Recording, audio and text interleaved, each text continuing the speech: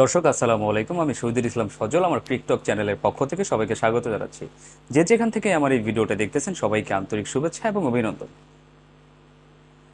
সারা বিশ্বে যেখানটাতে নিজেদের দেশের মানুষের প্রতি আস্থাভাজন থাকে, সেইখানটাতে আমরা বাংলাদেশিরা, আমাদের বাংলাদেশ জাতীয় ক্রিকেট টিম এখনও কেন নিজেদের প্রতি নিজেরা আস্থাশীল হতে পারলাম না, সেই প্রশ্নের জবাবটা আমরা কেউ জানি না, কেউ কখনো জানতেও চাই না।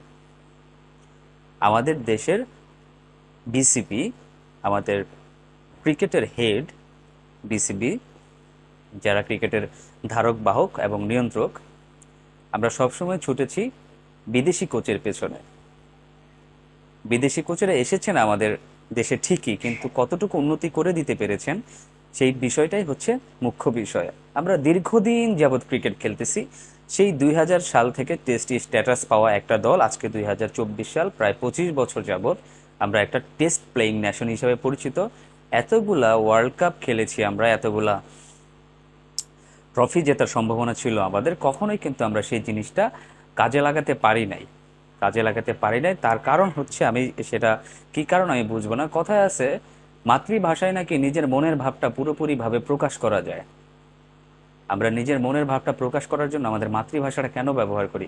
যদি আমরা ইংরেজি, হিন্দি এগুলা বলে যদি প্রকাশ করতে পারতাম, তাহলে আমাদের মাতৃভাষাটা কিন্তু সেই ল্যাঙ্গুয়েজগুলো হইতো। মাতৃভাষাটা কখনোই বাংলা হতো না। দর্শক,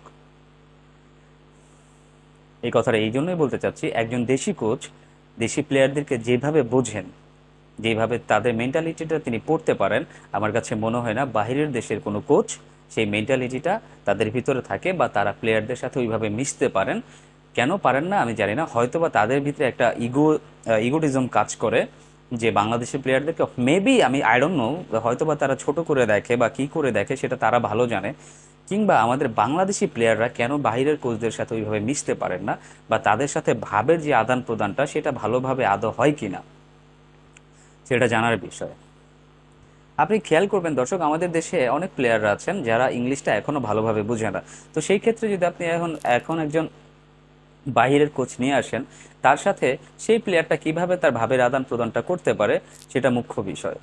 সেই ক্ষেত্রে যদি আপনি একজন দেশি কোচ রাখেন, তাতে কি এমন সমস্যা হয়ে যাবে আপনার? আমরা অনেক বছর বিদেশি কোচের আন্ডারে খেলেছি, এখনো খেলতেছি।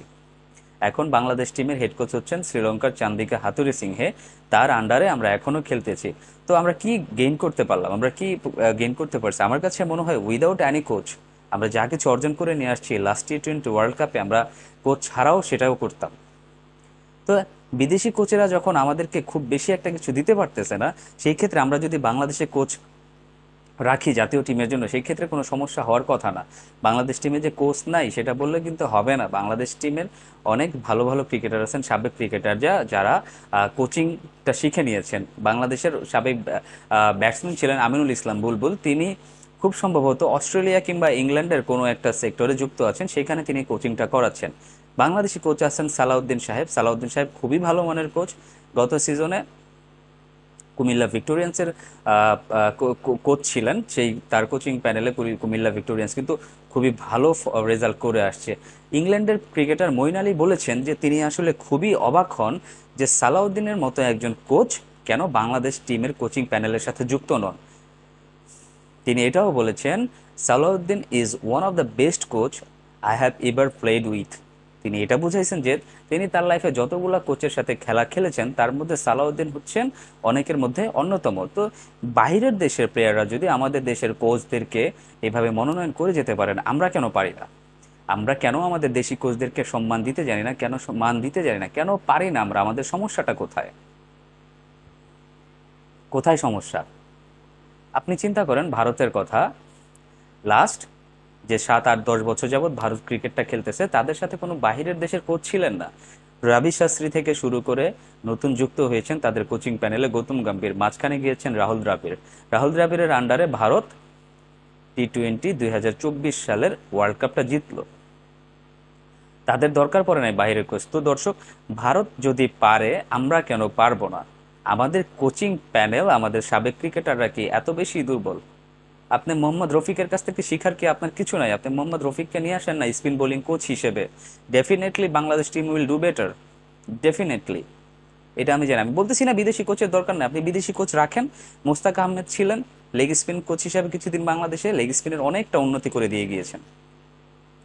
সেই লেভেলের যদি পারেন একজন লেগ স্পিন কোচ আনেন, মোহাম্মদ রফিককে কোচিং প্যানেলের সাথে যুক্ত করেন, মোহাম্মদ সালাউদ্দিনকে আপনি হেড কোচ করেন, খালেদ মাহমুদ সুজনকে আপনি সহকারী কোচ করেন, আমিনুল ইসলামকে ডাকেন, যারা খেলেছেন বাংলাদেশ সাবেক ক্রিকেটাররা যারা বাংলাদেশ টিমকে আগে রিপ্রেজেন্ট করেছেন, এরকম অনেক আছে, খুঁজলে আপনি পাবেন।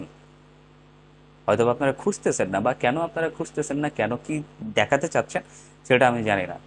নিজের দেশের মানুষদেরকে যদি আমরা নিজেরাই সম্মান করতে না জানি, বাইরের দেশের মানুষ আমাদেরকে কখনোই সম্মান করবে না। তো দর্শক, আপনাদের কি মনে হয় বাংলাদেশ জাতীয় দলে আমাদের দেশি কোচদের রাখা কি দরকার আছে কিনা নাই, সেটা অবশ্যই আমার এই ভিডিওতে কমেন্টস করে জানাবেন। সবাই ভালো থাকবেন, সুস্থ থাকবেন। আসসালামু আলাইকুম।